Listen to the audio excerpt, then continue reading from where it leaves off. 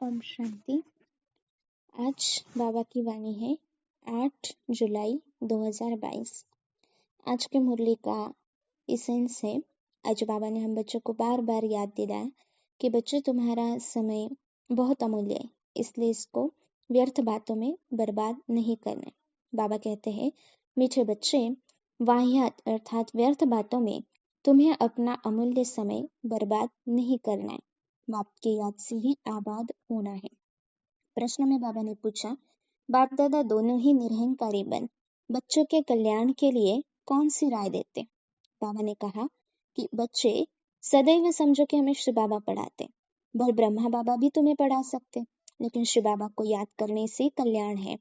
इसलिए यह दादा निरहंकारी बन कहते हैं कि मैं तुम्हें नहीं पढ़ाता हूँ, पढ़ाने वाला एक बाप है, उसे याद करो। उनकी याद से तुम विकर्माजीत बनेंगे, विकर्म विनाश होंगे, मेरी याद से नहीं। तो ये बहुत सुंदर ब्रह्मा बाबा के निरहंकारीपन की बात बाबा ने आज मुरली में कही कि ब्रह्मा बाबा को हमेशा यह फिक्र रहती थी कि मैं भगवान का माध्यम हो, लेकिन किसी का भी बुद्धि हो, मुझसे नहीं जुड़ना चाहिए, डायरेक्ट परमात्मा शिव बाबा से जुड़ना चाहिए। इस बात के लिए बाबा बार बार अटेंशन खिंचवाते थे कि मैं सिर्फ माध्यम हूँ।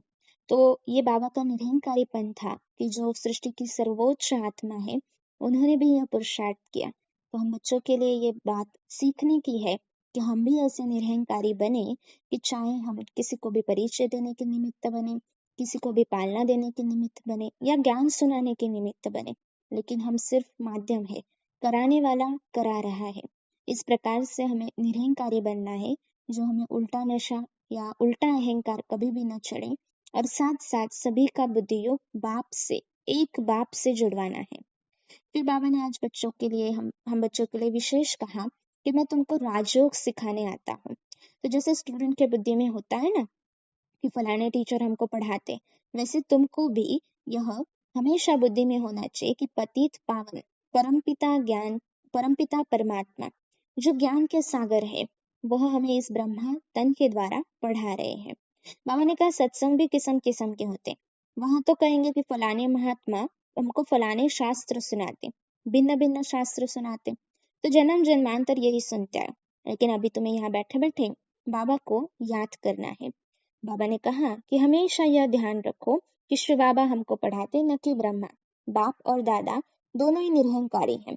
वह भी खुद कहते, भले मैं भी पढ़ाता हूँ, परंतु खुद समझो कि शिव बाबा ही पढ़ा रहे हैं। पतित पावन ज्ञान के सागर ही हमको पढ़ाते, तो जितना हो सके उसको याद करना।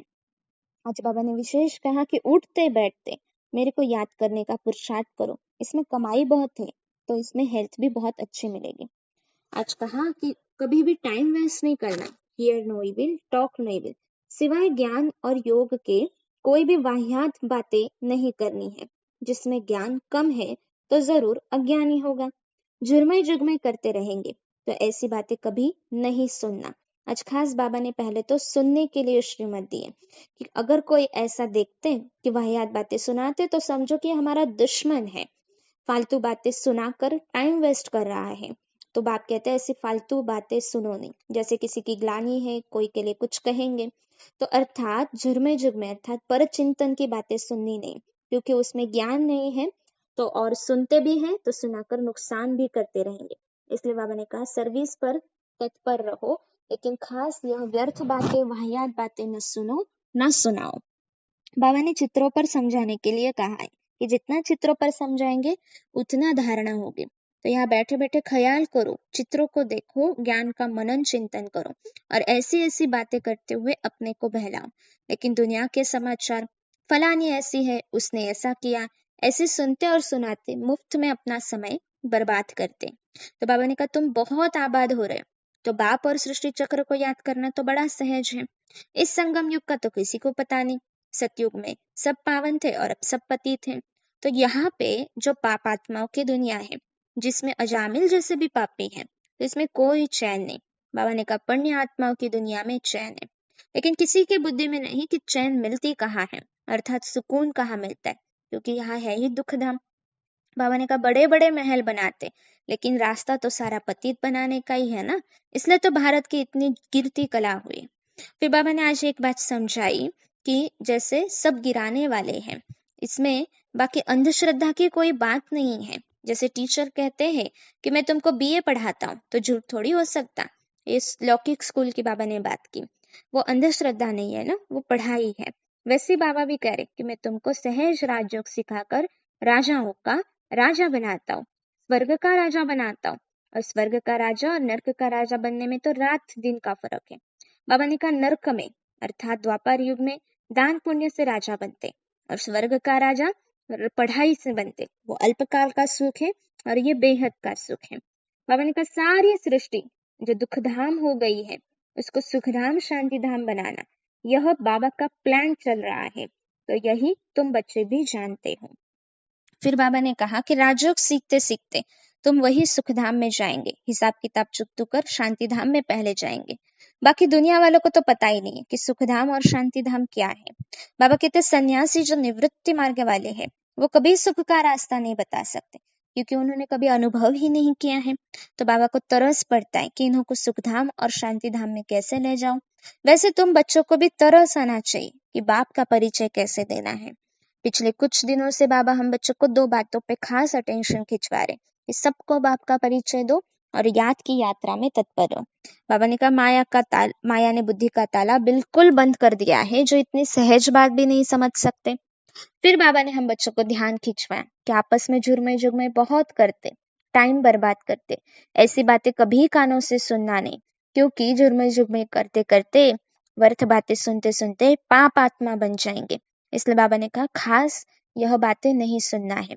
फिर बाबा ने उसके लिए एग्जाम्पल दिया कि जैसे पाठशाला में भी कोई अच्छे स्टूडेंट्स होते हैं, तो वो खास पढ़ाई करते, अच्छी रीति पढ़ाई करते, किसी बातों में जाते नहीं। इम्तिहान के दिनों में तो खास एकांत में जाकर पढ़ते कि कहीं नापास न हो जाए। नापास होने वाले धक्के खाते। वैसे बाबा भी कहते कि जितना हो सके मुझे याद करो। जैसे सजनी को साजन का पता चल गया, सगाई हो गई, बस छाप लग गई। अच्छा, आज शादी की, कल पति मर गया, तो भी पूरा जिंदगी उसकी याद में आयु काटती रहेगी। वो तो पतित बनाने वाला है, लेकिन बाप तो तुमको स्वर्ग का मालिक बनाने वाला है। तो ऐसे बाप को कितना याद करना चाहिए। फिर बाबा ने कहा माया तो योग तोड़ने की बहुत कोशिश करेंगी, लेकिन तुमको बहादुर रहना है। जैसे वैद्य लोग कहते हैं कि दवाई से डरना नहीं और डर कर दूसरी दवाई नहीं करना, वैसे ही बाबा भी कहते कि अज्ञान काल में भी ऐसे ख्याल नहीं आए होंगे, ऐसे संकल्पों से माया तूफान लाएगी। मनसा में भले कितने भी तूफान आए, लेकिन कर्मेंद्रियों से कोई विकर्म नहीं करना है। एक दो को ज्ञान सुनाकर कल्याण करना है। बाबा ने आज विशेष श्रीमत दी है कि घर में गीता पाठशाला खोलो, अर्थात चैरिटी बिगिंस एट होम। बच्चों को भी स्वर्ग का मालिक बनाओ। बाप स्त्री को बच्चों को रचते सुख के लिए, तो बाबा कहते तुम भी यह कमाई कर रहे हो भविष्य के लिए, तो क्यों नहीं अपने स्त्री और बच्चों को भी कराए। घड़े घड़े उनको बोलो कि भले धंधादोरी करो, लेकिन सिर्फ बाप को याद करते रहो। बाबा कहते हैं याद करते करते ऐसी प्रैक्टिस पड़ जानी चाहिए जो पिछाड़ी में विनाश के समय सिर्फ एक बाप की याद रहे। तो कल भी बाबा ने हम बच्चों को यही मुरली में कहा था कि यह बड़ी भारी मंजिल है कि अंत समय में सिर्फ बाप याद आए। फिर बाबा ने कहा कि तुम्हारे पंख टूटे हुए हैं, तुम सबको मेरे पास आना है। अभी वानप्रस्थ अवस्था है। सन्यासी लोग तो ब्रह्म तत्व को याद करते, क्योंकि बाप को तो याद नहीं कर सके। हाँ, बाबा ने कहा जो अपना देवता धर्म वाला होगा वह जरूर आएगा, मानेगा और श्री बाबा को याद करने लग पड़ेगा।